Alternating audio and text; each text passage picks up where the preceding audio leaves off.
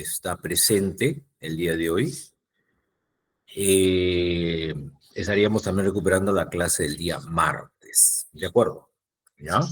Estamos adelantando más que todo, ¿ok? Bueno, entonces el primer tema que vamos a revisar es la secreción salival. Ya en la clase pasada habíamos estudiado la motilidad, ¿no? Del tubo digestivo. Estudiamos la motilidad del esófago, la motilidad del estómago, del intestino delgado y del colon, ¿no? ¿Ok? Entonces, ahora vamos a empezar a estudiar las secreciones, las diferentes secreciones que que se producen a nivel de todo el tubo digestivo, ¿no? Y en primer lugar tenemos, pues, a las glándulas salivales, ¿no? Las glándulas salivales, ¿ok? Que son de tres tipos, ¿no? Las glándulas parótidas, las submaxilares y las sublinguales, ¿no? Aunque también hay otras glándulas salivales menores distribuidas en la mucosa de la boca, de la faringe, pero que ya se encuentran en muy pequeña cantidad, ¿no? Básicamente, las glándulas salivales son tres, ¿no? Glándula parótida, submaxilar y sublingual, ¿no? El nervio ¿no? que llega hasta la glándula parótida proviene del núcleo salival inferior y a la glándula submaxilar y sublingual provienen del núcleo salival superior a través del nervio facial, ¿no? De toda la producción de saliva, ¿no? Del 100% de saliva que nosotros elaboramos, el 65 a 70% es producto de la glándula submandibular o submaxilar, es lo mismo, ¿ya? Ok. Un 20% proviene de la parótida y un 7 a 8% de las glándulas sublinguales, y menos de 10% corresponden a las glándulas salivales menores. Ya, acá hay que hacer una aclaración porque si bien es cierto, las glándulas parótidas, las glándulas salivales más grandes son las parótidas, pero sin embargo no producen la mayor cantidad de saliva, ¿no? La mayor cantidad de saliva es producida por las glándulas submaxilares o submandibulares, ¿no? Además, hay que señalar que la parótida produce una saliva de tipo serosa, una saliva serosa que contiene gran cantidad de agua y enzimas y electrolitos, ¿ok? La glándula submandibular o submaxilar produce una saliva cero mucosa, donde predomina el componente seroso, pero tiene una pequeña porcentaje de secreción mucosa. La secreción mucosa está determinada por la presencia de la mucina. La mucina es una sustancia viscosa, ¿no? Viscosa, que le da esa consistencia, ¿no? En este caso a la saliva, ¿ok? También las glándulas sublinguales, ellas producen una saliva mucocerosa. O sea, predomina el componente mucoso al componente seroso, ¿ya? Entonces, eh, recordar bien eso, ¿no? Los tres tipos de glándulas salivales que existen. Ahora, en cuanto a la secreción de saliva, ¿no? En reposo, más o menos nosotros elaboramos de 0,25 a 0,35 mililitros por minuto de saliva. Y mayormente, como ya dijimos, procede de las glándulas submaxilares y sublinguales. Pero hay estímulos sensitivos, eléctricos o mecánicos que hacen que este volumen de secreción, pues aumente hasta 1,5 o a veces hasta 3 mililitros por minuto. Es es considerable, ¿no? Considerable el cambio, ¿no? Con el reposo, ¿no? Es, a ver, ¿alguien quiere entrar a la reunión? ¿No? ¿Está?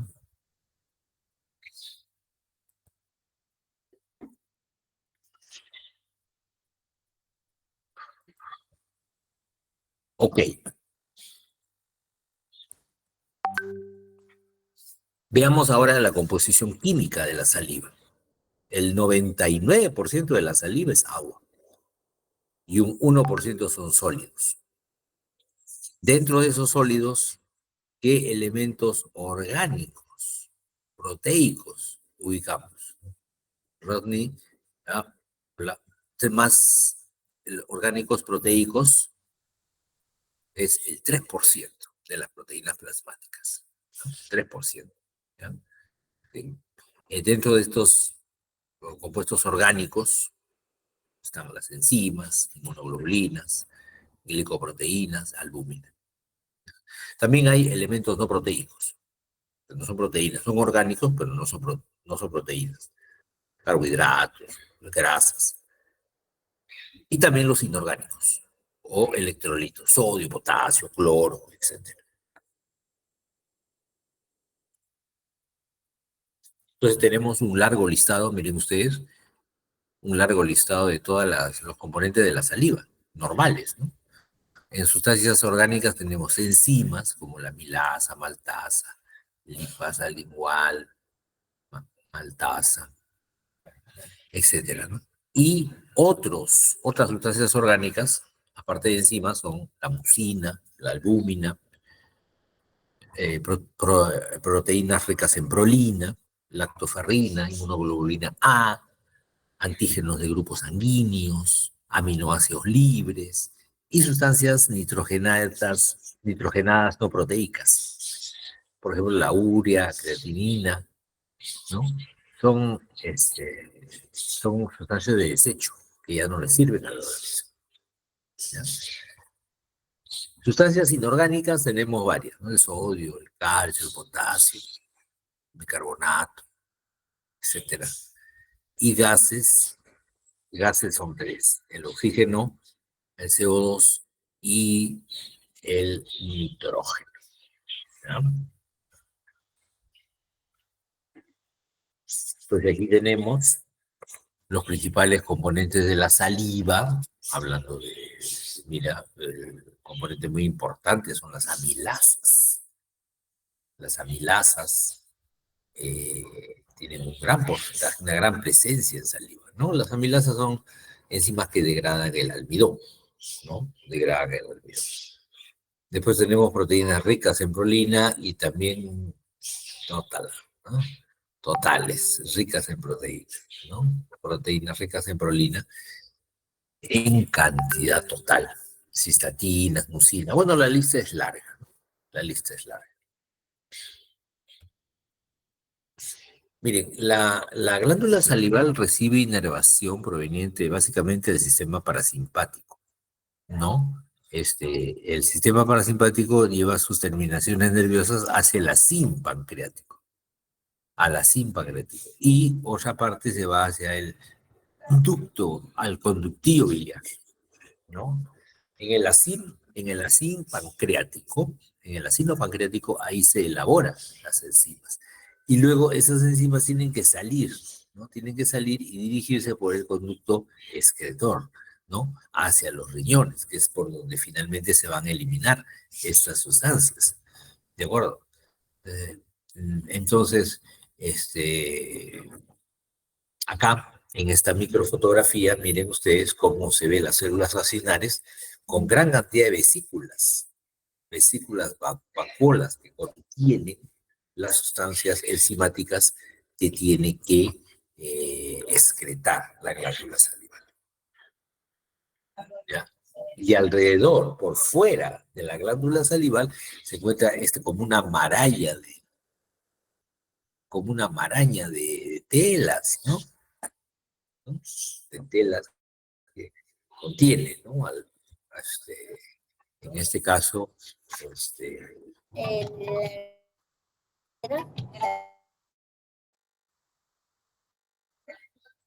Perdón, ¿alguna pregunta? ¿No hay preguntas hasta acá? Ya, entonces decía que las células mioepiteliales, miren ustedes cómo forman como una red que se encuentra por fuera del ácido pancreático. Entonces, ¿qué pasa cuando hay contracción de las células mioepiteliales? El ácido pancreático se contrae y se expulsa la saliva. ¿Estamos de acuerdo? Ya. Ahora, normalmente en cualquier órgano del cuerpo, por ejemplo, en el corazón, en el pulmón, hay hay un efecto contrario con respecto, se refiere al sistema autónomo, ¿no? El sistema autónomo tiene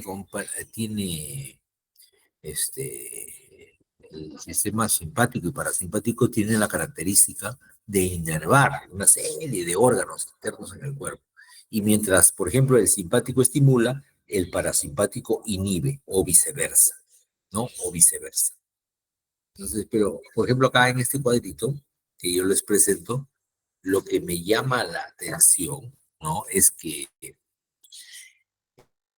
la inervación, tanto del simpático como el parasimpático, ambos van a, van a provocar un incremento en la producción de saliva, ¿no? O sea, este, eh, quiere decir que la saliva se está entonces produciendo en todo momento, no solo cuando uno come, sino cuando hace el reposo. Claro, claro, eso es cierto, porque la saliva tiene que mantener húmeda la cavidad oral. Por eso es importante su producción constante y noche. ¿Ya? Entonces, la secreción salival estimulada por el parasimpático es copiosa, abundante. Por el simpático, no, es escasa. La respuesta temporal en el tiempo, el parasimpático es sostenida, o sea, dura en el tiempo la atención, 2 a 3 horas, 4 horas. Se fijan en el tiempo de la veda y dicen, ya, transitoria, ¿no? Entonces ya tenemos este, otra diferencia, ¿no? El parasimpático, su estimulación es continua, permanente. En cambio, el estímulo del sistema simpático es por horitas, ¿no? Un rato nomás. O sea, es un efecto transitorio. ¿Qué más? Este, disminuye la inervación de de la secreción y atrofia, ¿no? Claro. En el caso del simpático hay disminución de la secreción, pero no hay atrofia.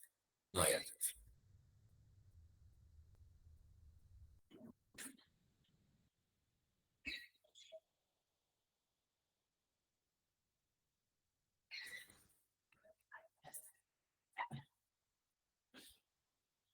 A ver, jóvenes, ya, continuamos.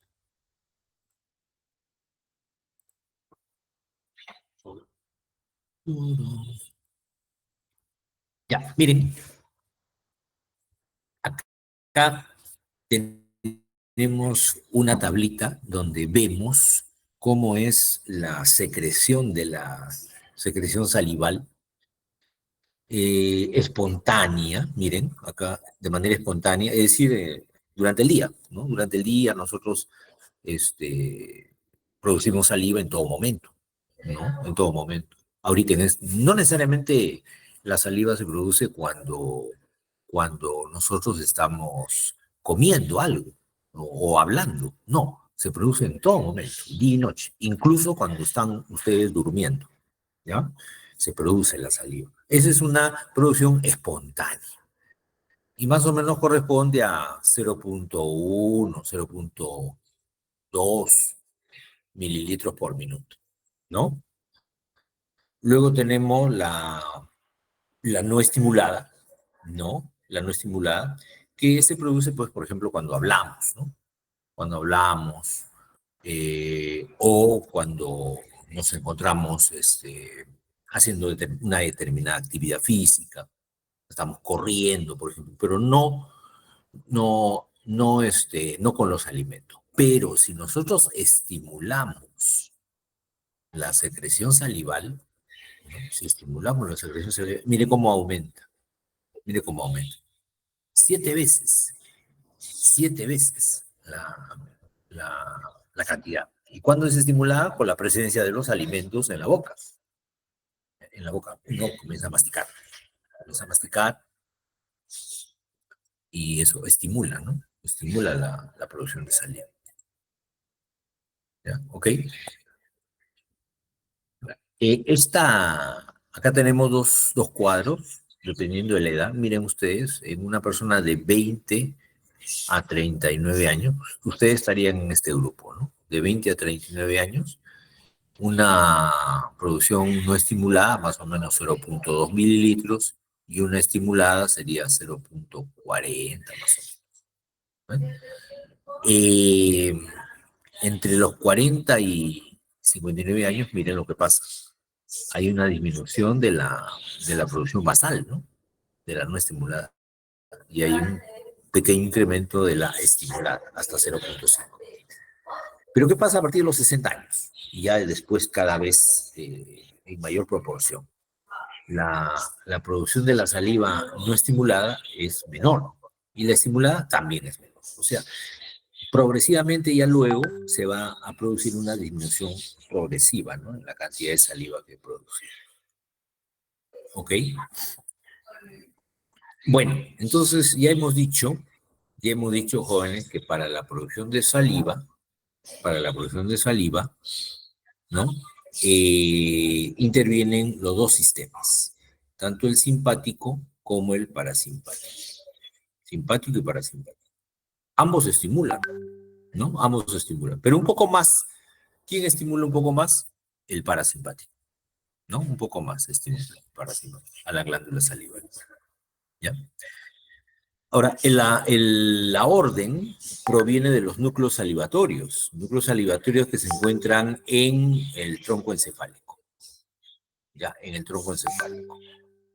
¿Y qué estímulos va a recibir el núcleo salivatorio para producir estímulos sobre las glándulas salivales? Tenemos la distensión del estómago, las náuseas, los vómitos, el reflujo gastroesofágico, ¿no? También tenemos otros estímulos provenientes de centros superiores, como es el hambre, la visión de algún alimento, por ejemplo, que esté apetitoso, el sonido, ¿no? El sonido de un alimento, como están, por ejemplo, friendo papas, ¿no?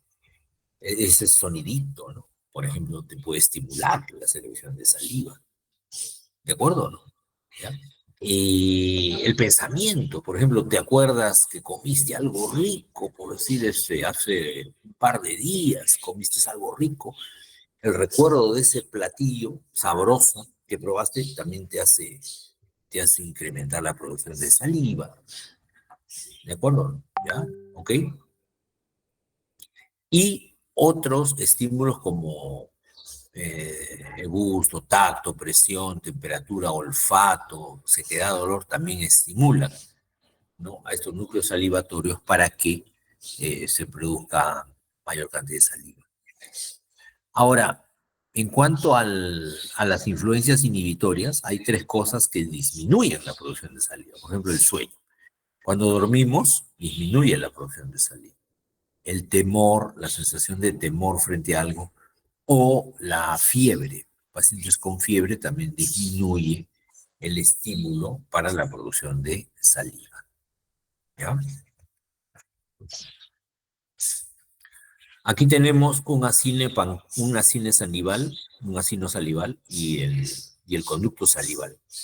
Entonces vemos aquí cómo hay un sistema de vasos periféricos, ¿no? Que rodean al acino salival y luego también al conducto salival, ¿no? Entonces hay una circulación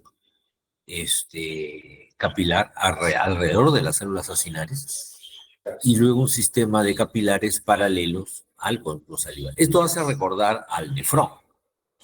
El nefrón tiene también así capilares alrededor de una estructura muy parecida a la cine pancreático, ok, ya que en el caso del nefrón sería el corpúsculo de Malpighi, ¿no? Ok. Y luego un sistema de vasos rectos, ¿no? Que constituirán los vasos contracorriente, ¿no? Que van paralelo por decir a las adegéneres. O sea, hay similitud entre la fisiología de la glándula salival y la del nefrón. La del nefrón. Hay similitud. ¿Ok? Aquí que estamos viendo, por ejemplo, que el agua, el sodio, el cloro van a pasar de la sangre al interior del lumen, ¿no? Del interior del acino pancreático, del acino salival, perdón, donde se está elaborando la amilasa como enzima y la mucina, ¿no? ¿Ok? También se segrega bicarbonato por parte de las células acinares, ¿no? Se elimina bicarbonato, se reabsorbe sodio y se elimina potasio, ¿no? Casi igual como ocurre en el nefrón. En el nefrón también se reabsorbía sodio y se eliminaba potasio. Por lo cual podemos decir nosotros que la saliva es una solución isotónica, ¿no? Porque va a tener la misma concentración que sodio, ¿no? Que en el plasma y en la glándula salival, en la misma concentración.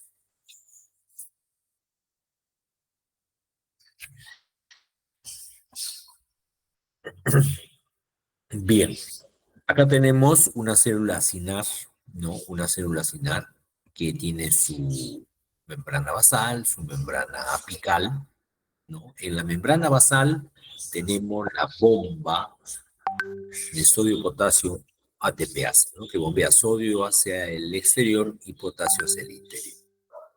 Este potasio que se bombea hacia el interior hace que se active el calcio. ¿Ya? Se activa el calcio. Perdón, el cloro. El cloro tenemos aquí. ¿Ya? El calcio está en la otra diapositiva.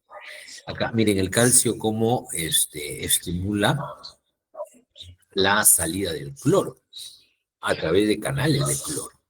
Canales de cloro que comparte con el bicarbonato. ¿Ya? ¿De acuerdo? Y por vía transcelular llega el agua. Y también por vía transcelular llega el sodio. Ya tenemos en el interior del, del, del acino salival, tenemos agua, cloro, bicarbonato. ¿De dónde sale ese bicarbonato? De la reserva que tiene la célula, ¿no? Y el sodio. Todos esos son los elementos del jugo, de la saliva en este caso, de la saliva primaria. ¿Ya? Luego tenemos receptores. Receptores. Por ejemplo, acá hay receptores para la acetilcolina. ¿Ya? Receptores para la acetilcolina tenemos los receptores muscarínicos M3 y M1. ¿Ya? Y para la norepinefrina tenemos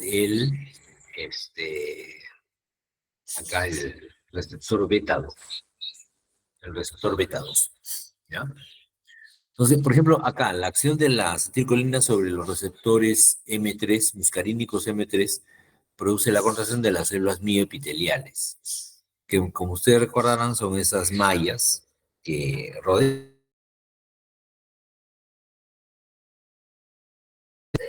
la saliva, ¿no? Si actúa la acetilcolina sobre el receptor muscarínico M1 o la norepinefrina, también miren, la norepinefrina actúa sobre los receptores beta 2. La diferencia está en que el receptor muscarínico va a activar IP3, inositol trifosfato, mientras que la marina de guerra mientras que la norepinefrina va a unirse al receptor y va a provocar la liberación del AMP cíclico, como segundo mensajero. En caso del receptor muscarínico M1, el segundo mensajero es el inositol trifosfato, el inositol trifosfato, ¿no? Y al final, ya sea por el inositol trifosfato o ya sea por el AMP cíclico, se libera calcio. Se libera calcio. Es el responsable de romper estas vesículas y el contenido que la célula está sintetizando, las proteínas que está sintetizando, salgan hacia el exterior. ¿Ya? Salgan hacia el exterior. En este caso hacia la saliva. Las proteínas, la mucina, por ejemplo, salen hacia el... Y por la acción aquí de la bomba de sodio tepeasa, sodio potasio tepeasa, tenemos el traslado del cloro hacia el interior de la célula gástrica, también el bicarbonato que acompaña al cloro, el sodio que viene por vía paracelular y el agua también que viene por vía paracelular. ¿Ya? ¿De acuerdo? Entonces tenemos acá una célula ductular, ya no es la célula sinar, sino es la célula ductular, la que está en el conducto salival, donde también vemos que hay una gran cantidad de eh, intercambio de electrolitos. Por ejemplo, acá la bomba de sodio-potasio, ¿no? Saca 3 sodios, mete 2 potasios. ¿Ya? Hay una bomba de sodio-hidrógeno que se intercambian también. O una sombra del cloro, ¿no? Acá del cloro, por la acción, todo esto del calcio. Fíjense ustedes, sobre este receptor actúa la acetilcolina. La acetilcolina aumenta el nivel de calcio. Al aumentar el nivel de calcio, ¿no?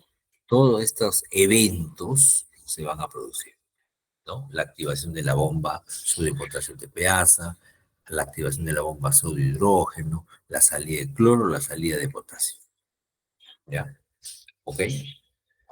En el lado luminal, en el lado luminal ocurren otros procesos, ¿no? Como es la reabsorción de sodio, cloro, reabsorción de bicarbonato, luego el cloro y el sodio van para el otro lado, no hay problema. Y el hidrógeno también se intercambia. Aquel que lo han dejado, ¿no? Ahí está. Este es el potasio, ¿no? El potasio que se intercambia en una bomba de hidrógeno-potasio. ¿Ok?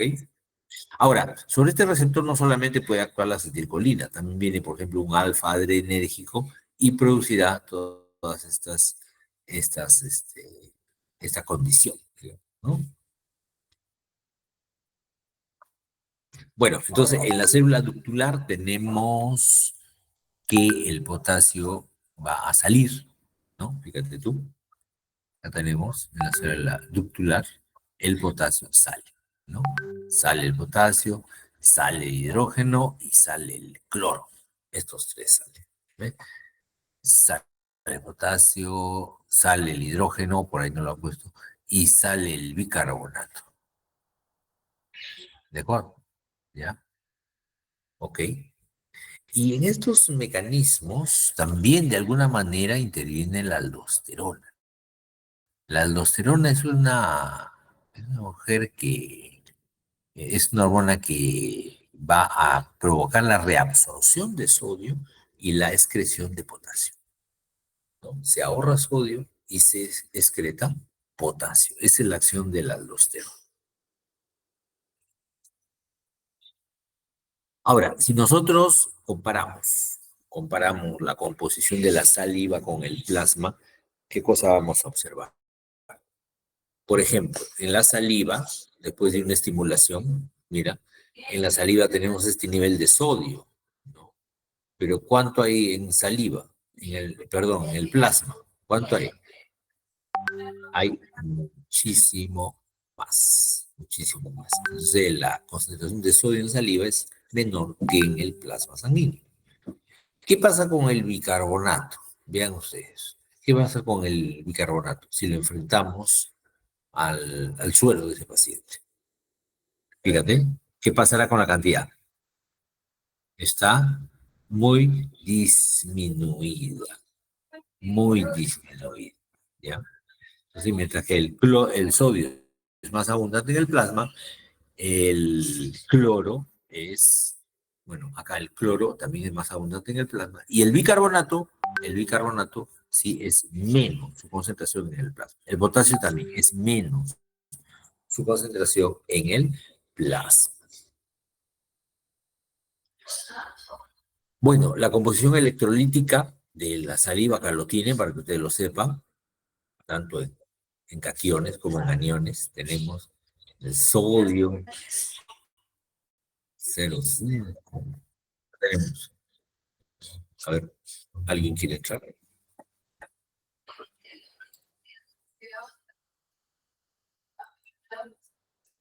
Ya.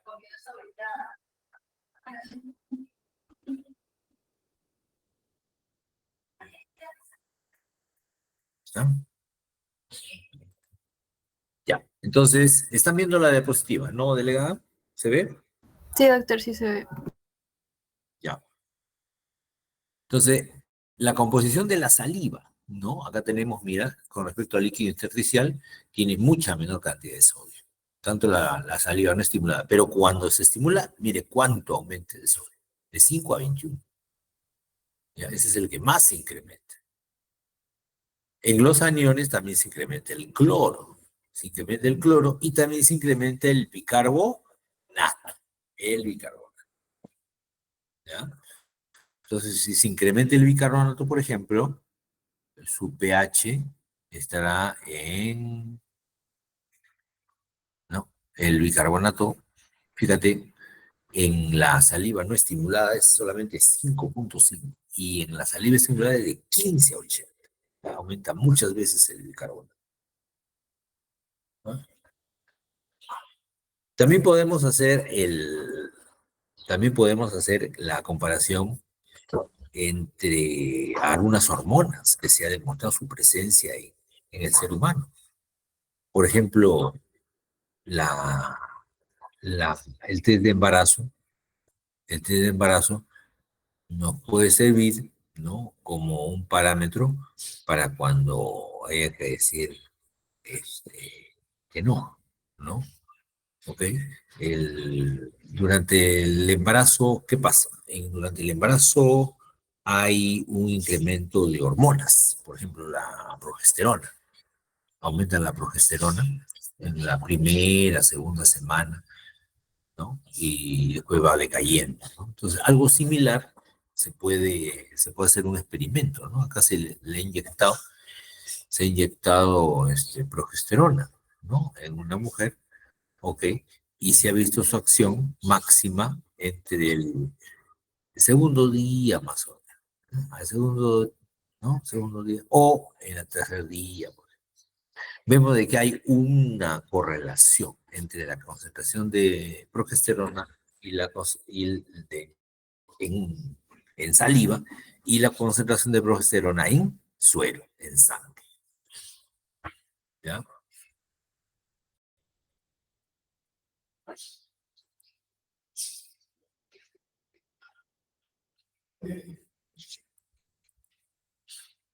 Bien, entonces, en resumen, jóvenes, en resumen, la saliva tiene un montón de propiedades. Eh, tiene propiedades hasta analgésicas, porque tiene las opioorfinas. Las opioorfinas son sustancias analgésicas. Por eso que, por eso que es muy frecuente, no sé, hasta ahora de repente, es recurrir muchas veces cuando uno está, este, cuando uno, por ejemplo, no sé, de repente escucha hablar a nuestras abuelitas, por ejemplo, decir, échale un poquito de salivita, ¿no? Para que no te duela. Si no hacemos una heridita, pues le echamos saliva para que no duela, porque dentro de la saliva hay opioorfinas. Hay opioorfinas. Aparte tiene función buffer, función de digestión, mineralización, ubicación de leucocitos, tubo viral, ¿no? Una gran cantidad de funciones tiene la progesterona y la saliva en sí, ¿no? La saliva en sí, que es la que va a cumplir todas estas características, ¿no? Ok, bueno, ok, ya. ¿Alguna pregunta hasta aquí? Todo claro, profesor. Vega, ¿todo claro? Sí, Romina, todo claro, ¿no? Valentino Casas, todo claro. Ya, muy bien. Entonces, hemos terminado, no, todavía con la clase todavía no, todavía no. Hemos terminado la primera parte, que es la secreción salival. Vamos a ver ahora la secreción gástrica, ¿ya? La secreción gástrica.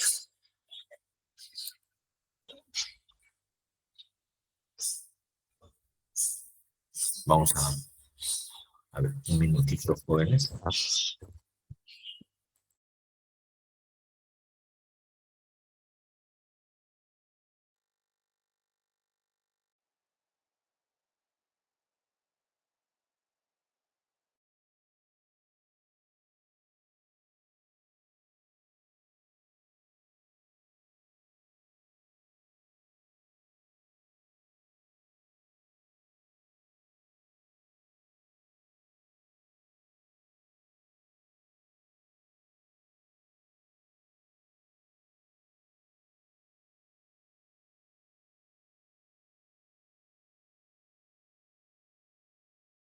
Ya, ¿se ve la diapositiva, jóvenes?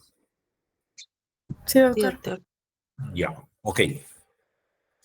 Muy bien, entonces vamos a hablar de la secreción gástrica, ¿no? Es decir, la secreción del estómago, ¿no? El jugo gástrico en sí, ¿de acuerdo? Bueno, hay que señalar que el jugo gástrico es producido por las glándulas gástricas, ¿no?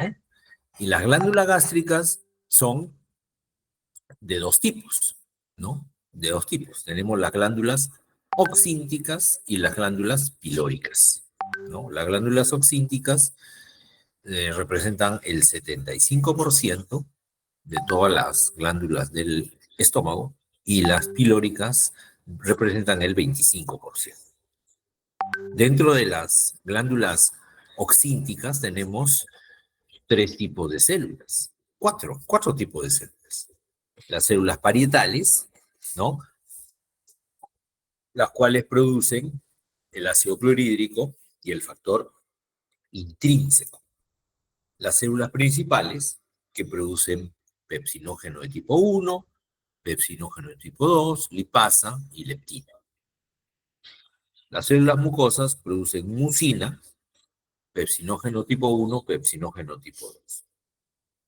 Y las células enterocromafines, que producen histamina, serotonina, péptido natriurético auricular y la adrenomedulina, ¿no? Luego tenemos las glándulas pilóricas, que representan el 25% de todas las glándulas gástricas, ¿no? Y poseen un solo tipo de células, que son las células mucosas. Estas células producen mucina, producen pepsinógeno de tipo 2 y la lisocima, que es una enzima bactericida, ¿no? Aparte, tenemos células endocrinas dentro del estómago. Por ejemplo, las células G, que producen gastrina, son hormonas, ¿no? Las células endocrinas producen hormonas, ¿no? Las células D producen somatostatina, amilina. Las células GR producen grelina y obesatina. Y las células enterocromafines producen el péptido natriurético auricular, serotonina y la adrenomedulina, ¿no? El epitelio de la mucosa gástrica es un epitelio que se renueva constantemente, ¿no? Se ve de que se ha calculado que más o menos la mucosa gástrica pierde 30 millones de células por hora. Y eso más que todo cuando comemos. Cuando comemos, los alimentos, ¿no?, raspan, ¿no? Raspan la mucosa gástrica y se pierde gran cantidad de células. Además, también no olvidar, jóvenes, que dentro del estómago está el ácido clorhídrico. Y ese ácido clorhídrico tiene un efecto erosivo, ¿no? Erosivo sobre la mucosa gástrica. Entonces ahí se pierde gran cantidad de células. ¿De acuerdo? Y también se ha calculado que más o menos todo el epitelio en completo, todo el epitelio del estómago se renueva. Debido a esta pérdida, también hay renovación celular. Y esto se renueva más o menos entre 3 a 7 días, completamente. ¿Y las células glandulares también se renuevan? Sí, también se renuevan, pero ya un poco más lento. Ya hablamos de que se reemplazan las células de la glándula más o menos en meses, ya no en días, sino en meses. ¿Ok? Bueno, la secreción de jugo gástrico, jóvenes, la secreción de jugo gástrico se produce en tres fases, ¿no? La fase cefálica, ¿no? La fase gástrica y la fase intestinal, ¿ya? En tres fases. Vamos a revisar primero la fase cefálica, ¿no? La fase cefálica es la responsable de la producción de más o menos 30% de todo el jugo gástrico, 30%, ¿no? Y cuando se activa esta fase cefálica, se activa cuando hay estímulos nerviosos. Fíjate tú, hay estímulos nerviosos que llegan, ¿no? Desde los diferentes sentidos, ¿no? Por ejemplo, vista, oído, olfato, ¿no? ¿No? Olfato también, ¿no? Llegan hasta la médula oblongada, al bulbo raquídeo, y de ahí sale estímulos a través del nervio vago hacia el estómago, el cual produce gastrina, y la gastrina llega por la sangre y estimula la secreción del jugo gástrico, ¿no? Ahora, pues estos estímulos son diversos, son diversos, perdón. Puede ser estímulos visuales, ¿no? Por ejemplo, de repente estás viendo la televisión, ¿no? Y uy, te presentan la propaganda de una comida, ¿no? Están ahí preparando, ¿no? Que le echan su Ajinomoto, mire qué rico, dice, ¿no? Les quedan las comidas con Ajinomoto, por ejemplo, ¿no? Y te presentan un plato ahí. Entonces, tú que estás con hambre, no, ves eso y uy, comienza a producirse no solo saliva, también jugo gástrico, ¿no? Se comienza a producir jugo gástrico, ¿ok? No solamente estímulos visuales, también auditivos, ¿no? Cuando alguien te dice, oye, ya que me he comido, me vengo de comer ahí en ese restaurante, me vengo de comer un ceviche con su camoncito, su choclito, su cebollita, que estaba bien rico. Tú que estás con hambre, escuchas que tu amigo te comenta eso, comienza a producirse jugo gástrico, ¿no es cierto? Comienza a producirse jugo gástrico, ¿ya? ¿Ok? Hay 5 que quieren ingresar a la clase, lo estamos admitiendo, ¿ya? ¿Ok? Igual, estímulos olorosos, ¿no? Usted está pasando por la calle y de repente siente, ¿no? De un restaurante como sale el olor a la comida, ¿no? Pollo a la brasa, por ejemplo. Están ahí comiendo pollo a la brasa y el olor, ¿no? Tú que estás con hambre te hace que tu estómago comience a secretar más jugo gástrico, ¿ya? Esa es la fase cefálica de la secreción gástrica. Después tenemos la fase gástrica. La fase gástrica ocurre cuando los alimentos entran al estómago. Los alimentos, mira, entran al estómago y se produce, como ya vimos en la clase pasada, ¿se acuerdan? Cuando los alimentos entran al fondo del estómago se produce la acomodación refleja del estómago o también llamada relajación receptiva, ¿no? Relajación receptiva.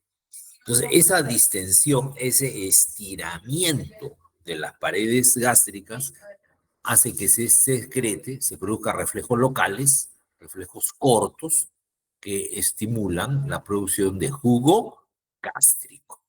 ¿no? De jugo gástrico. O sea, una vez que hay distensión, para ser más precisos, mira, una vez que hay distensión, llegan los alimentos, se distiende el estómago, esa distensión se envía la información por el nervio vago hacia la médula oblongada y de ahí salen también fibras, también por el nervio vago, y llegan hasta nuevamente el estómago indicándole a las glándulas gástricas que produzcan más jugo gástrico, ¿ya?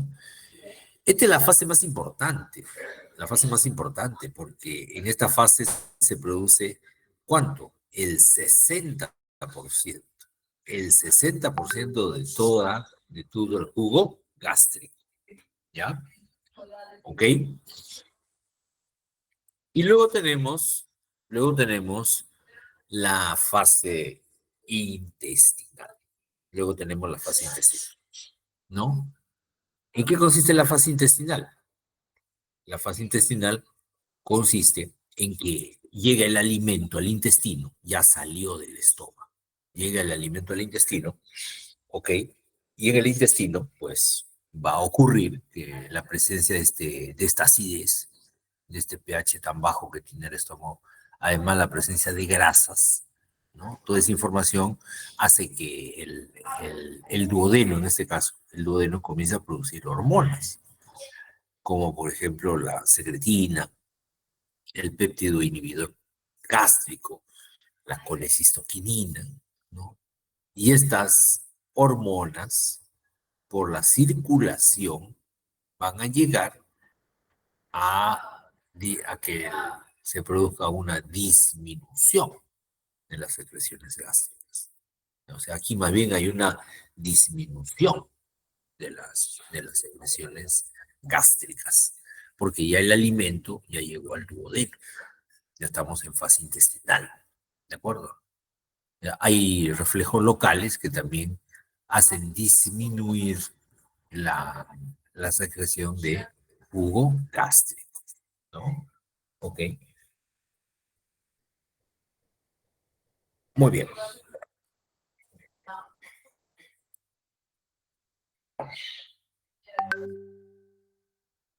Hay algunos que están ingresando recién.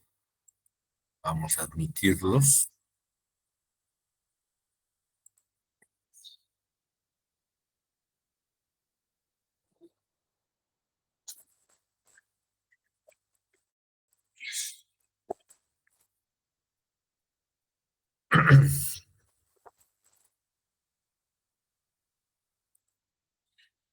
Ya.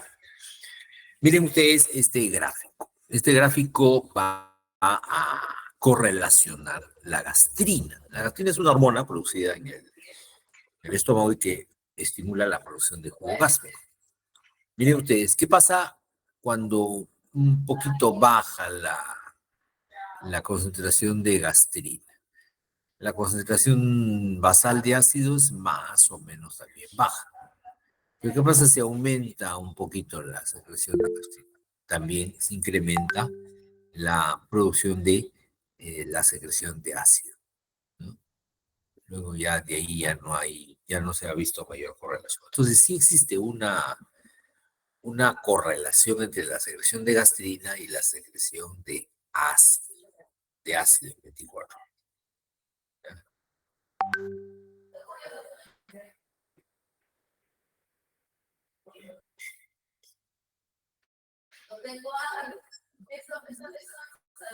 Ya.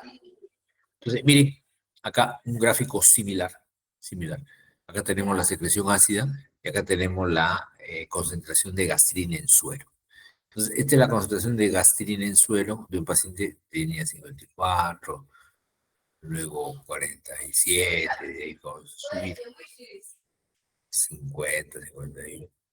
A ver, fíjense ustedes, la elevación luego de la gastrina coincide con la elevación de la secreción ácida. ¿Y por qué se está elevando la secreción ácida? Porque hay una alimentación. O sea, la persona está alimentándose en ese momento, ¿no? Se alimenta, se distiende el estómago. Por distensión aumenta la secreción gástrica. No olviden que son reflejos locales, ¿no? ¿Ok? se vuelve la, este, la alimentación, por ejemplo, incrementa la alimentación, acá se incrementa la alimentación, ¿y qué va a pasar con la concentración? También se eleva. Y cuando disminuye la secreción de gastrina, también disminuye la concentración de lo que está buscando, ¿no? La concentración alimenticia ficticia del el agua, ¿no? Por ejemplo, o cualquier otro alimento que ingrese al estómago, va a producir siempre una contracción, ¿ok? De la musculatura del tubo digestivo. Ya. ¿Quién produce el ácido clorhídrico? A ver, ¿qué dice? ¿Quién produce el ácido clorhídrico? ¿Qué células del estómago? Muy bien, Romina, las células parietales, ¿no? Olivera dice las células parietales. Muy bien, muy bien. Pero les voy a... Claro, el que menos dice es, ¿quién produce el ácido clorhídrico? Las células parietales del estómago, ¿no? Pero en realidad no. Vamos a ver luego que no producen ácido clorhídrico, ¿ya? Vamos a ver que no es así, ¿ya? Vamos a ver que no es así, ¿ya? Entonces, miren, acá tenemos una célula parietal que está en reposo, Tiene canalículos, tiene túbulo, vesículas, tiene gran cantidad de mitocondrias, ¿ya? Ahora, miren aquí una célula parietal ya activada. Ahí vamos a poner así, ¿ya? Ahí está. Esta es una célula parietal activada. ¿Qué cosa ha ocurrido? Ha habido un incremento, ¿en qué cosa? Ha habido un incremento de los canalículos, ¿no? La superficie interna de los canalículos se han fusionado, ¿no? ¿Ok? Y segregan gran cantidad de hidrógeno. Segregan gran cantidad de hidrógeno. Eso sí podemos decir, que la célula parietal segrega hidrógeno. No segrega ácido clorhídrico, ¿no? Hidrógeno. Y lo hace en contra de una gradiente de concentración. En contra. Para lo cual tiene que gastar energía. Ahí tenemos la bomba de protones, se llama. Bomba de protones. ¿Ya? Y una vez que ya los hidrógenos salen hacia la luz del estómago, ahí recién se une con el cloro para formar el ácido clorhídrico. ¿Ya? Entonces, ¿cuál sería la función de la célula parietal? Después de lo que estamos viendo ahorita. Ya para ser más precisos, ¿cuál sería la función de la célula parietal?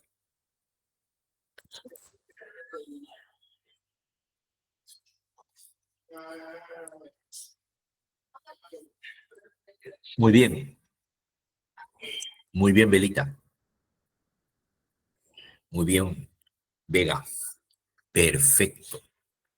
Secretar hidrogeniones. O sea, el hidrógeno con carga positiva. Si tú escribes el hidrógeno así nomás, H2, por ejemplo, o H solita, es un hidrógeno, ¿sí? Pero si escribes el hidrógeno con un signo más arriba, como está acá en la diapositiva, ¿ven? El hidrógeno con un signo más, eso es un hidrogenión. Eso es un hidrogenio. ¿Ya? Es un hidrógeno con carga positiva. Entonces, la función de la célula parietal es producir, secretar hidrogeniones. Entonces, estamos viendo que no es secretar ácido clorhídrico.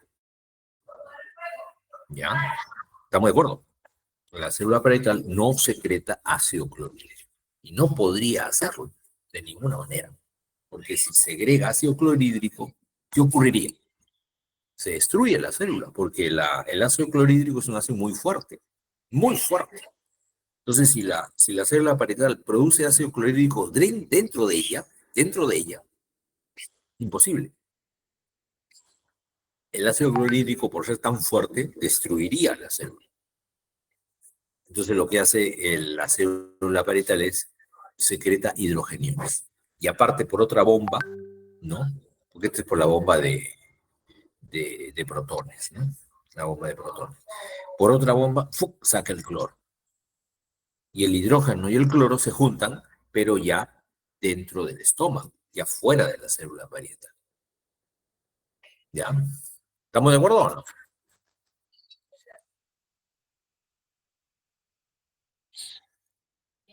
¿Estamos de acuerdo, jóvenes? ¿O no? ¿Bien? Muy bien. Ya, no se olviden nunca, la célula parietal no produce ácido clorhídrico. Claro, para ser académicos, ¿no? Para ser teóricos, podemos decir que sí, pues, ¿no? Que el ácido clorhídrico se origina de la célula parietal. Pero no olviden que la célula parietal segrega hidrógenos y segrega cloro. Hidrógenos y cloro. Y la formación del ácido clorhídrico ya es externo a la célula parietal. ¿Ya? Externo a la célula parietal. Y la bomba de protones que hace que el hidrógeno pueda salir del intra al extracelular, porque en realidad la concentración afuera es mayor que adentro. Entonces, inclusive está enviando hidrogeniones en contra de la gradiente de concentración. ¿Ya? Entonces, acá, ¿cómo se forma el hidrógeno? Dirá usted. ¿Cómo se forma el hidrógeno dentro de la célula parietal? Se forma a partir del ácido carbónico. El ácido carbónico se forma a su vez por la unión de agua con CO2, ¿no? Entonces quiere decir que dentro de la célula parietal hay la enzima, ¿no? Anhidrasa carbónica, ¿no? El CO2 se une con el agua, forma ácido carbónico, el ácido carbónico se libera en hidrógeno y en bicarbonato, ¿ya? En hidrógeno y bicarbonato. ¿Ya? Entonces, luego ese hidrógeno, miren, sale por acá, por la bomba de protones, sale hacia el lumen del estómago y ahí se junta con el cloro, que también está saliendo por otra vía, está saliendo el cloro. Ya, ahí está. Y una vez afuera, fíjate, el hidrógeno con el cloro recién acá se juntan, afuera de la célula. ¿Se encuentra? Aparte también hay secreción de sodio por vía paracelular. Sale el sodio. Ok. ¿Qué otro detalle estamos observando? Que el bicarbonato, cuando se disocia el ácido carbónico en hidrógeno y bicarbonato, el bicarbonato se reabsorbe hacia la sangre, hacia la sangre. Entonces, aquí va a haber una gran cantidad de bicarbonato en la sangre, sobre todo cuando hay mayor producción de jugo gástrico. ¿Y cuándo ocurre eso? Cuando comemos, ¿no? Cuando comemos, ¿no? ¿Ok? Después de las comidas, por ejemplo, ¿no? Hay gran producción de hidrógeno y bicarbonato. El hidrógeno, bueno, como hemos visto, generalmente se va junto con la transpiración, ¿no? Se va, ¿ya? ¿Ok?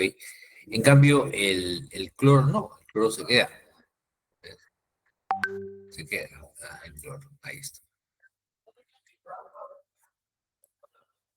Entonces, acá tenemos, miren, acá tenemos la bomba de protones. Vean cómo está bombeando, ¿no? Hidrogeniones hacia afuera y potasios hacia adentro. Y tenemos varios estímulos para para la bomba de protones. Tenemos, por ejemplo,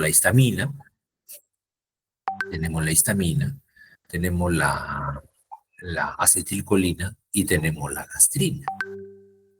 Fíjate, la acetilcolina y la gastrina, ¿no? La acetilcolina actúa sobre el receptor M3. La gastrina sobre el receptor colecistoquinina B. ¿Ok? Se unen, digamos, para estimular a la proteína GQ, que activa la fosfolipasa, ¿no? Y esta fosfolipasa activa a su vez al inositol trifosfato. inositol trifosfato, que se mete al retículo endoplasmático y permite la salida de calcio. Ya, ahí está. ¿Ve? El calcio luego estimula la bomba de protones. Pero no es la única manera, también la gastrina y la acetilcolina, también al actuar sobre la proteína GQ, se va a fosforilar, ¿no? La fosfolipasa C, el inositol A y el inositol difosfato, que es otro medio, otro segundo mensajero, así como el IP3, que es, y el inositol trifosfato, ¿ya? O el diacilglicerol, que activa la proteína quinasa, ¿no? Y esta proteína quinasa, ok, va a ser activada para que se aperture, ¿no? Ahí está, se aperture la bomba de protones y pueda salir el potasio, perdón, el hidrógeno hacia el interior del estómago. ¿Ya? ¿Estamos de acuerdo?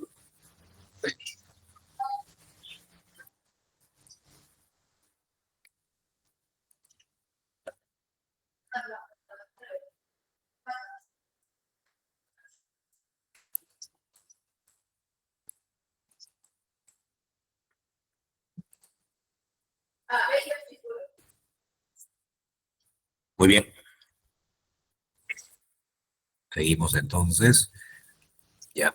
Entonces, el, el estímulo que proviene de la gastrina o de la acetilcolina, ¿no? La acetilcolina actúa sobre receptores M3, la gastrina sobre receptores de colecistoquinina, ¿no?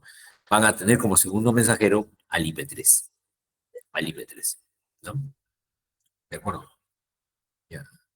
En cambio, la histamina, por ejemplo, va a tener como segundo mensajero a la adenisiclasa, ¿no? La adenisiclasa va a aumentar la formación del AMP cíclico, el AMP cíclico que activa proteínas quinasas de tipo A y también luego estimula la función de la bomba de protones. ¿No?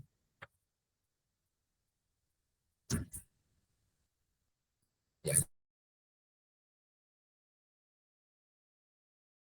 Estímulos, la histamina que actúa sobre el receptor H2, la acetilcolina que actúa sobre el receptor M3 y la célula G que produce gastrina.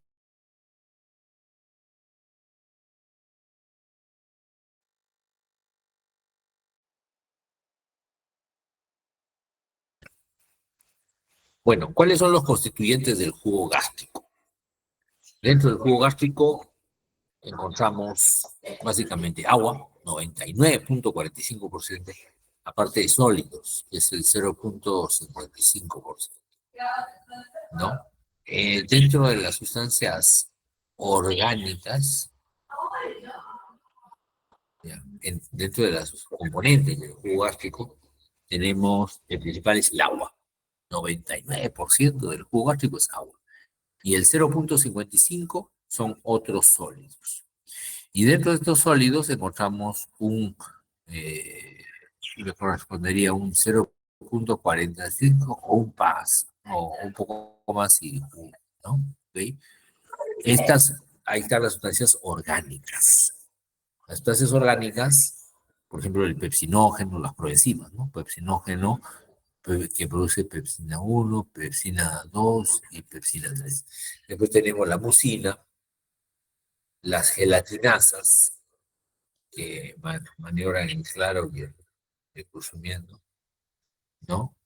La catepsina, la gaseemina, ¿ya? ¿Ok? Tenemos la renina, ¿ok? Ahí, a pesar de que la renina es producida en el riñón, pero una pequeña cantidad se produce acá en el estómago. Factor intrínseco y la lisosima. Y sólidos inorgánicos tenemos el ácido clorhídrico, que hemos mencionado, el cloruro de sodio, cloruro de potasio, el cloruro de calcio, etcétera, etcétera.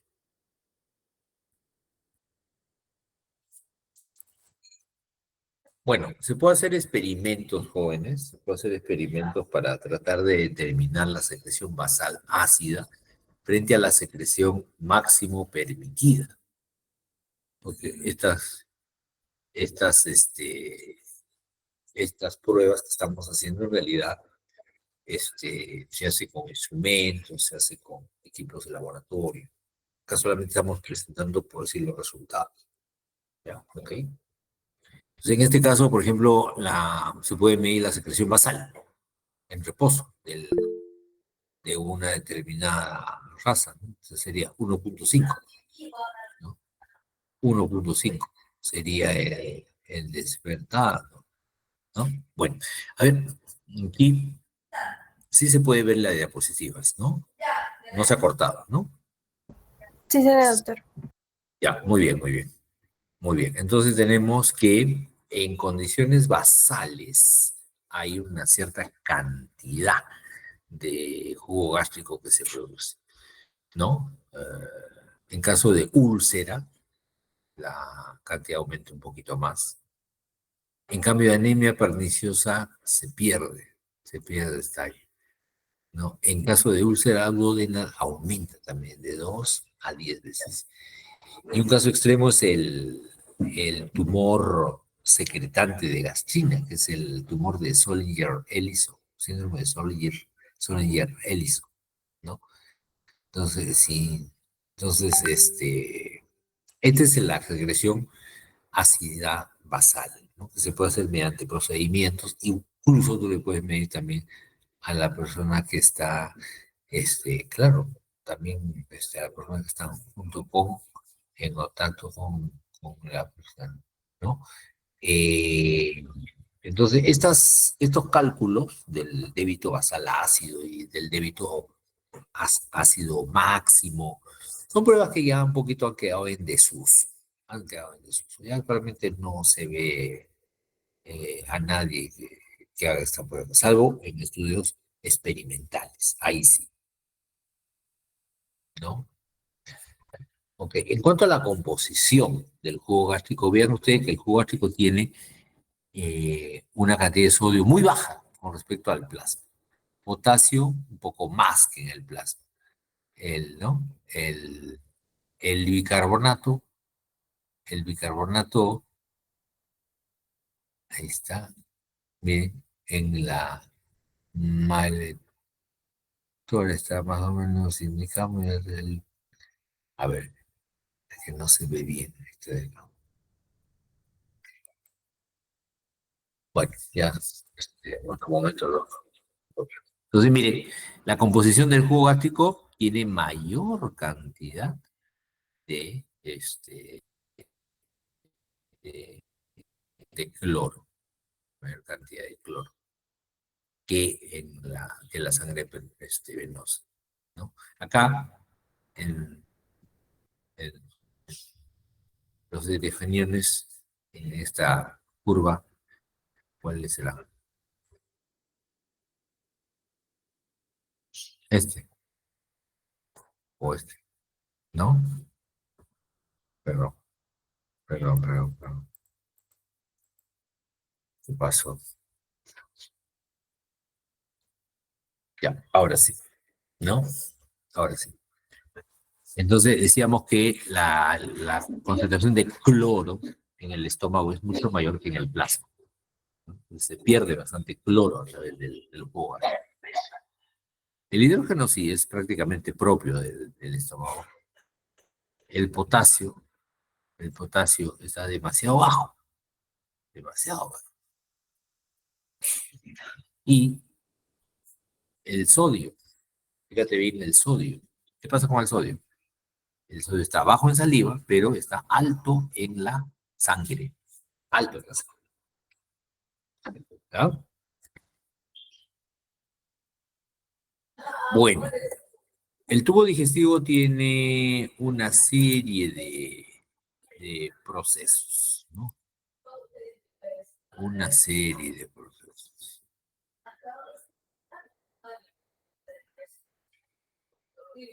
A ver,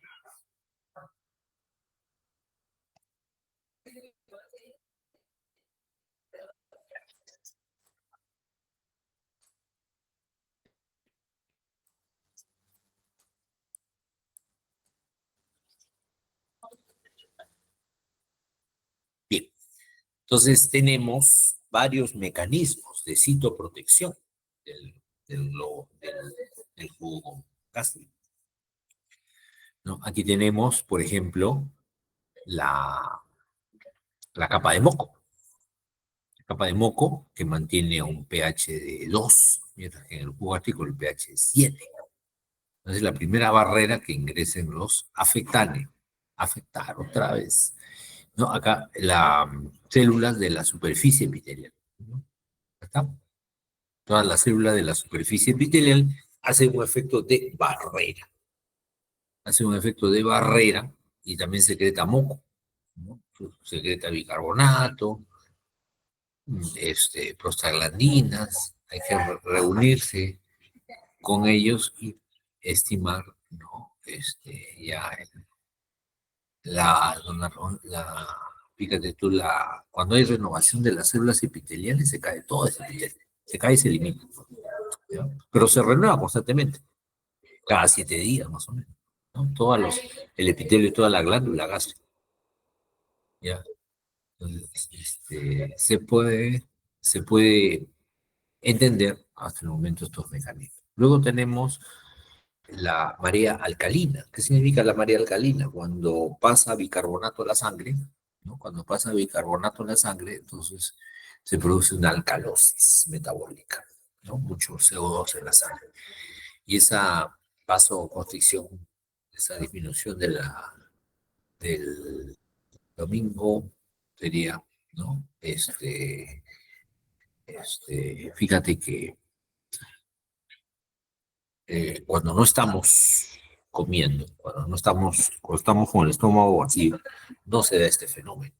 Pero cuando usted come platillo bien servido, comienza a producirse ácido, comienza a producirse ácido, ¿no? Y conforme más ácido se produce, más bicarbonato se recupera a la sangre, ¿no? Más bicarbonato. Entonces, llega un momento en que van a tener que prescindir, ¿no? De esto, porque el bicarbonato sale hacia la sangre, y aumenta su concentración en sangre. Ese incremento del bicarbonato en sangre produce la alcalosis respiratoria, ¿no? ¿Ok? Y eso hace de que la persona, ¿no? La persona sienta el deseo de respirar más rápido, ¿no? El deseo de respirar más rápido. ¿Ok? Y además también produce somnolencia, ¿no? Produce somnolencia. Por eso que después de almuerzo produce somnolencia por la marea alcalina. Luego tenemos los capilares, que están viendo paralelos a las glándulas tubulares gástricas. Ok, ya. Y están llamando. A ver, alguien quiere ingresar. A ver, un momento.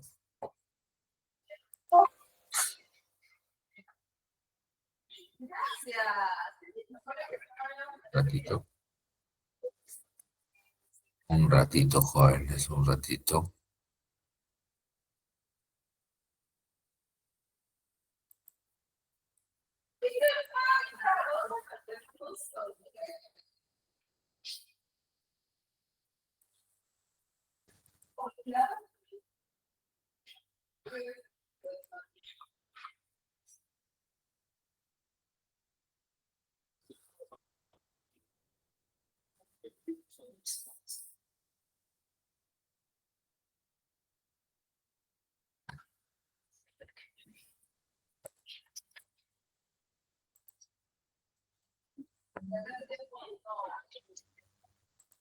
Ya.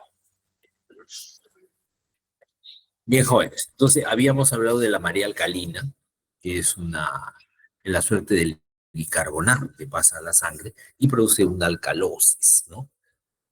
Produce una alcalosis metabólica que se compensa con una acidosis respiratoria. O sea, simultáneamente, el, usted, por ejemplo, sube el término de Cutoff para una prueba y quien ya está demostrándolo, por ejemplo, a nivel de laboratorio, puede ser que sean coincidentes o no. puede ser residuos o no. Pero la cosa es, la María alcalina es cuando el carbonato sale de la sangre en gran cantidad y te produce alcalosis respiratoria, que uno de sus síntomas es somnolencia, sensación de somnolencia, sobre todo después del almuerzo, ¿no? Después del almuerzo.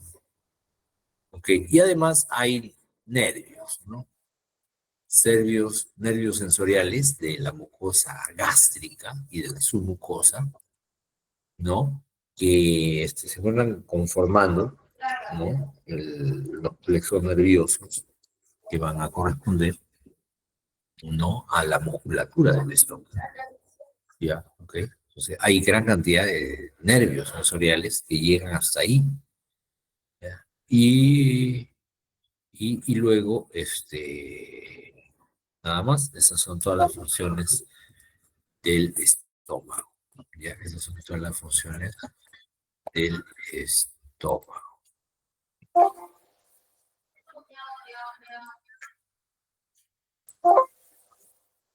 No quiero guardar, por favor.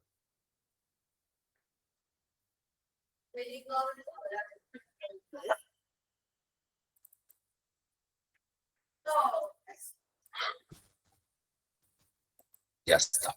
Muy bien. ¿Preguntas hasta acá, jóvenes? Ya. Bien.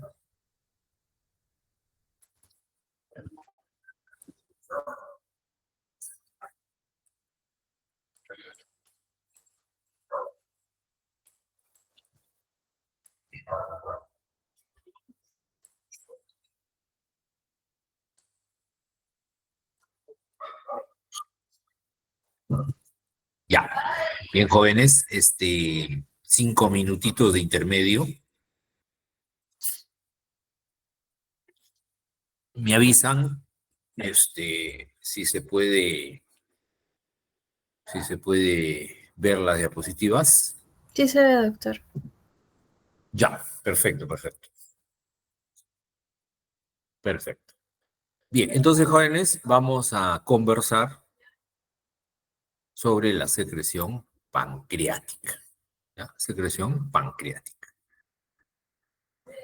¿Ya? Bueno, la secreción pancreática, pues, es la secreción producida en el páncreas, ¿no? Obviamente, ¿no? Entonces, en el páncreas también, más o menos así como en la glándula salival, teníamos unas células acinares que formaban, en este caso, el acino pancreático, y las células centroacinares, que están hacia la parte central, fíjate, ¿ves? Hacia la parte central del acino, ¿ok? La diferencia está que las células acinares se encargan básicamente de la secreción de enzimas. Enzimas pancreáticas, por ejemplo, las amilasas, las lipasas, las proteasas. Mientras que las células centroacinares se encargan más que todo de la producción de una secreción rica en electrolitos, ¿no? Por ejemplo, en sodio, potasio, cloro y sobre todo bicarbonato. Sobre todo bicarbonato, gran cantidad de bicarbonato y cloro, ¿no? Acá, por ejemplo, a este nivel, la concentración de bicarbonato es 52 y de cloro es 112, ¿no? Luego, ¿qué va a ocurrir? Luego, ¿qué va a ocurrir? Ocurre que esta secreción sale, o sea, el jugo pancreático todavía que recién sale de las células acinares, van a pasar por el conducto pancreático. Y durante su paso por el conducto pancreático se enfrentan a las células que forman la pared del tubo, ¿no? Que son las células ductales. Estas células ductales se van a encargar de agregar más bicarbonato. Hay un intercambio bicarbonato-cloro. ¿Qué significa? Que va a agregar bicarbonato y va a reabsorber cloro. Entonces, ustedes se dan cuenta cómo, fíjate, el bicarbonato a nivel del acino salía con una concentración de 52.000 equivalentes. Y luego va aumentando, 56, 92, 108, y llega al conducto principal del páncreas con una concentración de 120. Es una solución netamente alcalina, ¿no? Y la concentración de cloro, ¿qué pasa con el cloro? El cloro va bajando, ¿ve? Salió con 112, luego 108, después baja a 73, a 56, termina en 44. ¿Ya? Gracias a este intercambio que hay entre el bicarbonato y el cloro. ¿Ya? Por eso se creía antes que el jugo pancreático se producía solamente en el ácido pancreático y que de ahí los conductos pancreáticos solamente servían para transportar el jugo pancreático, pero no es así. Vemos cómo ahí, pues, por ejemplo, hay un gran intercambio bicarbonato-cloro. ¿Ya? La secreción pancreática, al igual que la secreción gástrica, también se produce en fases. En fases. Hay tres fases, ¿no? Hay tres fases en la producción del jugo pancreático, que son muy parecidas a, la, a las fases de la secreción gástrica, ¿de acuerdo? Es la fase cefálica, la fase gástrica y la fase intestinal, ¿no? La más importante de todas es la fase intestinal, el 50 al 75%. ¿Ya? A ver, veamos. La fase cefálica solo el 25% consiste en el estímulo que va a provocar que el páncreas produzca es los estímulos como la visión, estímulos de tipo sensitivo, ¿no? Vista, olfato, gusto, ¿no? El comer, por ejemplo. Y es mediado por el nervio vago. Entonces, esto llega por el nervio vago hacia el páncreas, ¿no? Para que produzca jugo pancreático. La fase gástrica se produce por la distensión del estómago, ¿no? Y el mediador también es el nervio vago y los receptores colinérgicos de acetilcolina. Y la fase intestinal, ¿no? De la secreción pancreática es estimulada por la presencia de aminoácidos, ácidos grasos, calcio, hidrogeniones y la distensión, el estiramiento, ¿no? Los mediadores de estos es la colecistoquinina, la serotonina y los reflejos enteropancreáticos.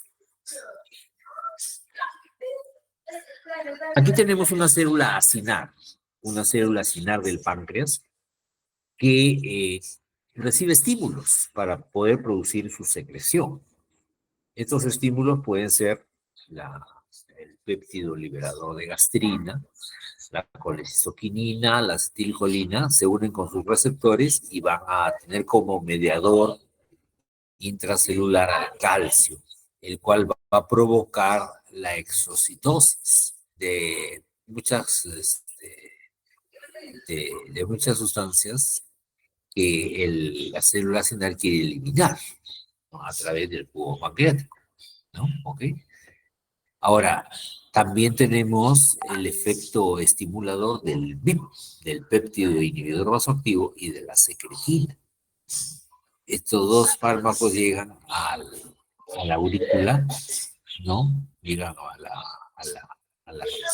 y al sistema túbulo, perdón, al sistema túbulo vesicular, ¿no? De la célula acinar y liberan las proteínas, liberan las sustancias que por exocitosis la célula acinar tiene hacia el jugo pancreático. ¿Ya? O sea, la diferencia entre estas sustancias es simplemente el segundo mensajero que utiliza, ¿no? Acetilcolina, colecistoquinina, mientras que el péptido inhibidor vasoactivo y la secretina utilizan al AMP cíclico como segundo mensajero. ¿Ok? Entonces,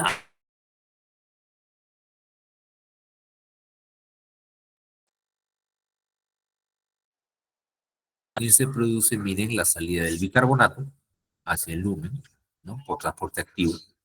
¿Y dónde viene el bicarbonato? Del ácido carbónico. El ácido carbónico se disocia también en hidrógeno y eh, bicarbonato, ¿no? Y bicarbonato. Ese hidrógeno pasa hacia la sangre. Y en este caso ya se produce la marea ácida. No la marea alcalina, sino la marea ácida. ¿Ok? Muy bien. Entonces tenemos acá nuevamente la célula ductular, ¿no? La célula ductular. Y fíjate, tú ya hemos dicho, el CO2 con el agua se juntan, se forma el ácido carbónico. El ácido carbónico se va hacia la luz del, del conducto y se ha hecho un intercambio con cloro. Entonces, es un intercambiador cloro-bicarbonato. ¿Ok? Entonces, el cloro se mete y el bicarbonato sale. ¿Ya? ¿Ok? Y luego también miren cómo hay un receptor, ¿no? Un receptor que es el CFTR. El CFTR es un regulador es un regulador del transporte de la fibrosis quística. ¿Ya? Este es un transportador de cloro, un transportador de cloro. Miren cómo sale el cloro por ahí y luego este cloro se intercambia por bicarbonato. ¿Ven? ¿Estamos de acuerdo? Ya. Y esto es por la acción de la proteína quinasa.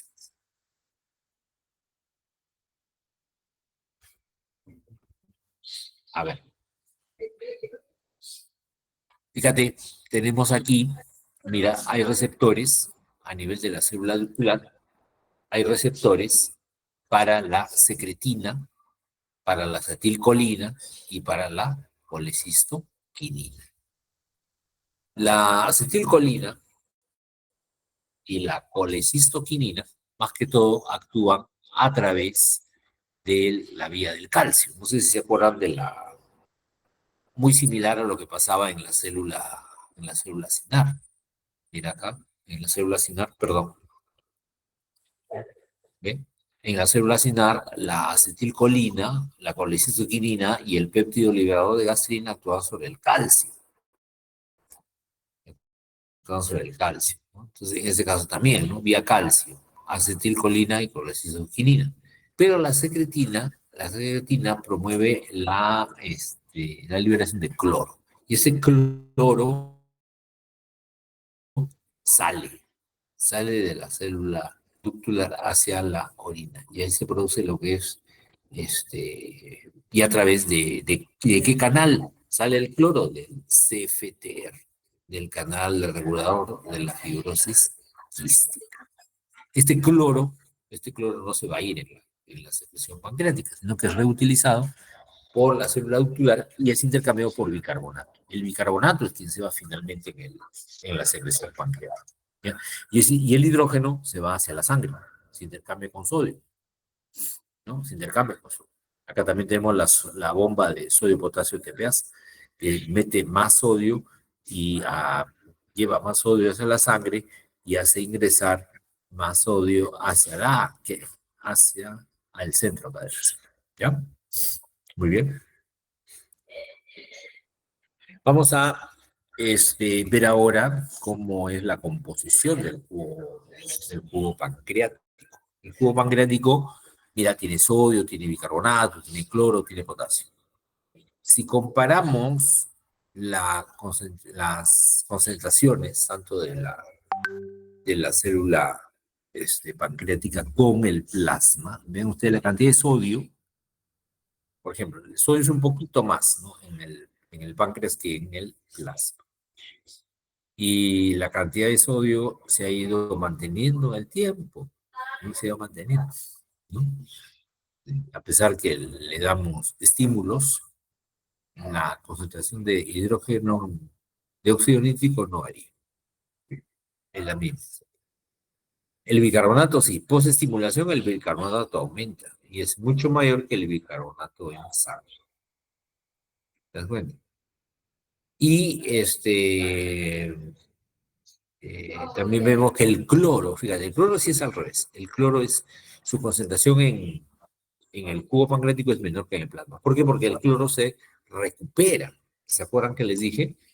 El cloro, si bien es cierto, sale a través del CFTR, sale hacia el lumen, ¿no? Entonces, pero reutiliza, y vuelve a entrar. Por eso que no hay mucho cloro en la secreción pancreática. ¿De acuerdo? ¿Ya? ¿Ok? Y el potasio también mantiene más o menos su, ahí está,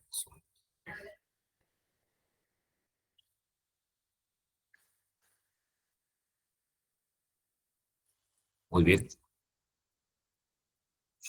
Entonces, ¿cómo es la secreción pancreática? La secreción pancreática se da en dos momentos. Se da en dos momentos. Un primer momento llega el ácido proveniente del estómago, llega el ácido al duodeno. Eso es el estímulo para que el duodeno produzca secretina. La secretina viaja por la circulación, llega hasta el páncreas y ahí estimula la secreción de bicarbonato. Estimula en el jugo pancreático la secreción de bicarbonato. ¿Ya?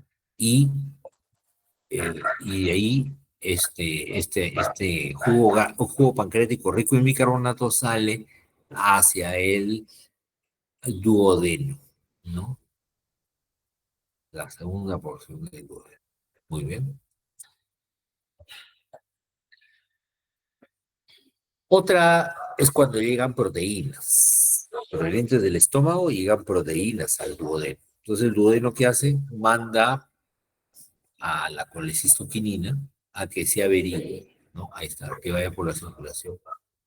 Va, averigua, y dice que está falta un estímulo para el páncreas, ¿no? Entonces, inmediatamente llega, ¿no? Llega la colecistoquinina del páncreas a través de la sangre, porque es una hormona, y estimula la producción del páncreas, en este caso rico en enzimas. Ya no es rico en bicarbonato, como el caso anterior, ¿no? Perdón. Ya no es ya no es, uy, ¿por qué se mueve esto?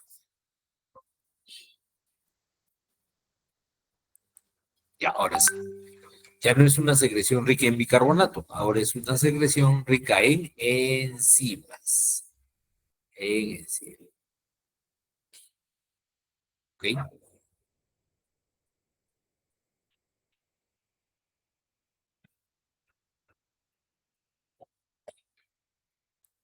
Bien.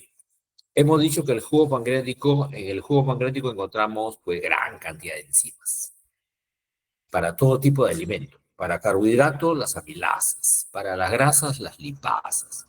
Para los ácidos nucleicos, las nucleasas. Para las proteínas, las proteasas, que son las enzimas más abundantes en la secreción pancreática. Son las proteasas, que constituyen el 90% de toda la secreción pancreática, ¿no? Pero a su vez hay subtipos. Por ejemplo, la alfa-amilasa solo hay uno. Fosfolipasa 2 también solo hay uno. De colipasa hay dos versiones, la 1 y la 2. ¿Ya? Y así, las procarboxipeptidasas hay de tres tipos, hay de dos tipos, no, la A1 o A2, B1, B2, la tripsanatula, ¿no? Acá, tripsinógeno, ¿sí? Hay tres tipos, ¿no? De tripsinógeno, que es una proenzima que luego se va a transformar en tripsina. Como tripsinógeno no tiene ningún efecto, no tiene ningún efecto. O sea, tú lo pones al tripsinógeno frente a una proteína y no le hace nada, porque está inactivo, es un simógeno. Estas enzimas que están en forma inactiva se llaman simógenos. Igual las procarboxipeptidasas. Procarboxipeptidasas, ahí están inactivas. Tripsinógeno inactivo. Quimotripsinógeno, proelastasas, todos son enzimas inactivas. Son enzimas inactivas. No se pueden activar dentro del páncreas, porque si se activa dentro del páncreas, el páncreas, la célula pancreática se disolvería completamente. ¿Ya? Se disolvería completamente porque las enzimas proteolíticas, que son estas, estoy mencionando, pues disolverían todas las células, las estructuras celulares. ¿Ok? Entonces no puede el páncreas producir enzimas de manera activa. No, de ninguna manera. Para las otras, para los otros alimentos sí. Por ejemplo, para carbohidratos, lo produce en forma de amilasa de frente, ¿no? Para los lípidos también en forma de lipasa de frente, no hay problema. Pero para proteínas no. Acuérdense que las estructuras celulares básicamente son proteínas. Entonces, si produjera el páncreas directamente las proteasas, pues se destruiría la célula. Se destruiría la célula. Entonces, ¿qué hace el páncreas? Produce el simógeno, una enzima inactiva, y la saca. Nota el jugo pancreático. Y recién ya cuando sale, ya en el jugo pancreático, allá recién se transforma. Pero ya lejos de la célula, ¿no? Lejos de la célula. ¿Ok? Entonces, ¿quiénes estimulan la secreción del páncreas? Hemos dicho la secretina, la colecistoquinina, ¿no? Esa es la pregunta de examen, ¿no? ¿Cuál es la diferencia entre el estímulo de secretina y de colecistoquinina? ¿Cuál es la diferencia? Ambos estimulan al páncreas, ¿no? A producir jugo pancreático. Pero ¿cuál es la diferencia? A ver si me han entendido.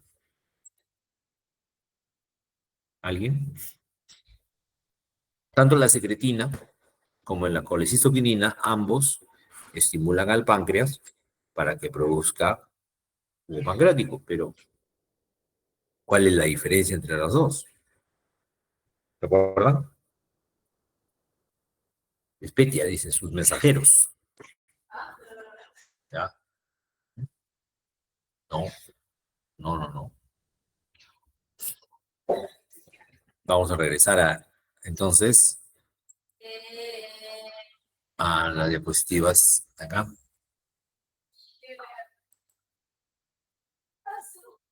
Estas. ¿De acuerdo? La secretina, miren, la secretina estimula la producción de jugo pancreático rico en ¿qué? Rico en bicarbonato. Rico en bicarbonato. Mientras que la colecistoquinina, fíjate, ahí está, estimula al páncreas para que segregue jugo pancreático rico en enzimas. Rico en enzimas, ¿ya? Ahí está la diferencia. ¿De acuerdo? ¿No? ¿Ya?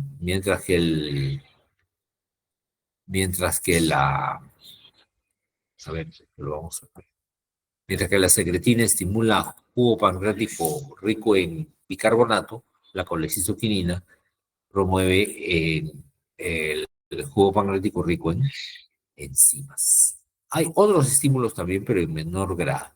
Inhibidores también, en menor grado, ¿no? El neuropéptido Y, péptido PP, son los más conocidos. La somatostatina también.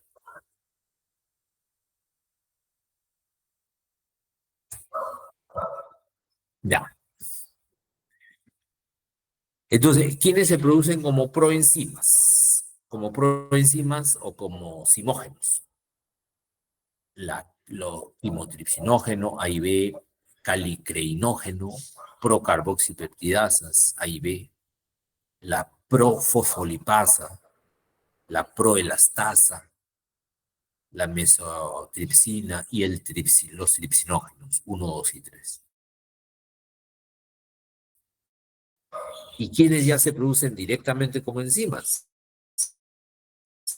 La milasa, esterolesterasa, la lipasa, DNasa, RNasa, enzimas lisosomales, ¿no? Ya se producen directamente como enzimas porque ya no le van a provocar ningún daño al páncreas. No le provocan ningún daño. ¿Ok? ¿Y cómo, si el páncreas elabora los simógenos y los simógenos salen al jugo pancreático, cómo hacen para activarse? Ah, es que en el jugo, cuando sale el jugo pancreático y llega al intestino, al duodeno, hay una sustancia producida por el duodeno que es la enteroquinasa. cuando ya llega recién al duodeno, ya lejos del páncreas, tenemos la enteroquinasa. La enteroquinasa transforma el tripsinógeno en tripsina. Y ahí comienza la cascada de activación. Una vez que se activa la tripsina transforma el quimotripsinógeno en quimotripsina. Comienza, ves también el calicreinógeno en calicreína. Las procarboxipeptidasas en carboxipeptidasas. Las procolipasas en colipasas. La fosfolipasa en fosfolipasa. Proelastasa en elastasa. Y así. El que inicia la cascada de activación es la tripsina, que se forma a partir del tripsinógeno por la acción del enteroquinasa. No olvidarse. ¿Ya? No olvidarse, jóvenes. Bueno, se ha hecho estudios acerca de la importancia de las sales biliares. Con respecto, por ejemplo, a la lipasa. La lipasa es una enzima producida en el páncreas, ¿no? Que actúa sobre grasas. Entonces se ha visto, por ejemplo, que si solamente yo al alimento que ingiero le añado solo lipasa, ya no le pongo ni sales biliares, nada, solamente lipasa solita. Entonces vemos que la formación de ácido graso se realiza de esta manera. Se realiza de esta manera. Por decir, acá inyectamos colipasa, y se supone, y también consumimos, ¿no? Simultáneamente una comida grasosa, digamos, pollo a la brasa, algo grasoso. Entonces, la formación de ácidos grasos se va a dar, pero muy lentamente en el paso del tiempo. ¿De acuerdo? Pero ¿qué pasaría si yo a esa lipasa le añado sales biliares y colipasa? Sobre todo sales biliares, porque las sales biliares favorecen la digestión de las grasas. Entonces miren cómo se forman, aumenta la producción largamente de fitolipasa. Miren, la lipasa, la colipasa y las sales biliares. ¿No? Ven cómo aumenta, ¿no? Exponencialmente, aumenta la formación de ácidos grasos libres. ¿Ok?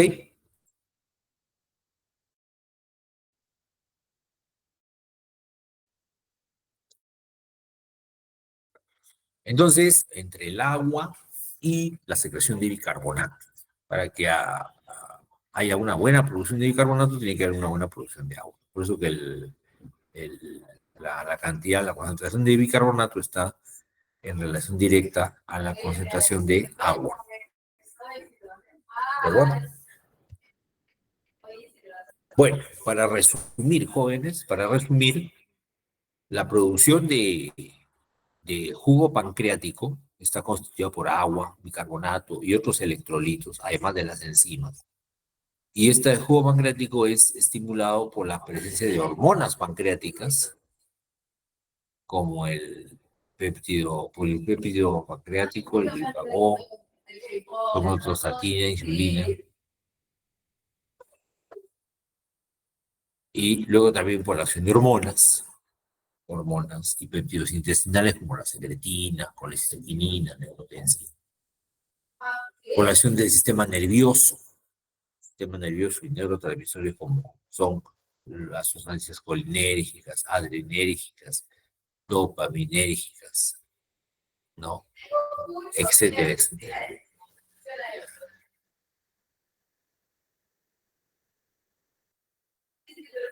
Muy bien.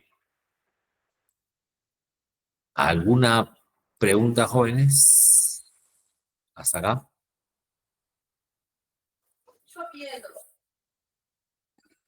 Olivera dice todo claro. Todo claro, doctor. Muy bien, gracias. Romina también dice todo claro. Vega, todo claro. ¿No? Muy bien, muy bien, muy bien. Baudenay, Diestra, también. Todo ok, todo correcto, dicen. Muy bien, muy bien. Entonces, Aparentemente no tenemos dudas, todo ha quedado claro, ¿no? Muy bien. Entonces, jóvenes, bueno, no voy a pasar lista, todos, le voy a poner todos presentes el día de hoy, ¿ya? ¿Qué les parece? ¿Está bien? Todos presentes el día de hoy. Ajá. Ya, eso sí está bien, ¿no? Eso sí está bien. Profesor, una consulta. ¿Podría enviarme, por favor, las diapositivas del segmento de respiratorio, por favor?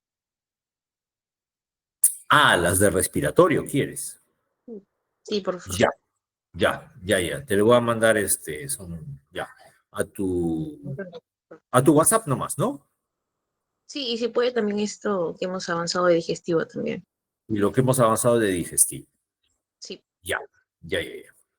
Muy bien. Te voy a enviar ahora por WhatsApp. Correcto. Ya, entonces, jóvenes, les agradezco por su presencia el día de hoy en este horario un poco, bueno, difícil, pero bueno, les agradezco porque, como les repito, el día de mañana, lunes y martes, no voy a poder estar con ustedes en la teoría. Nos reencontramos el día miércoles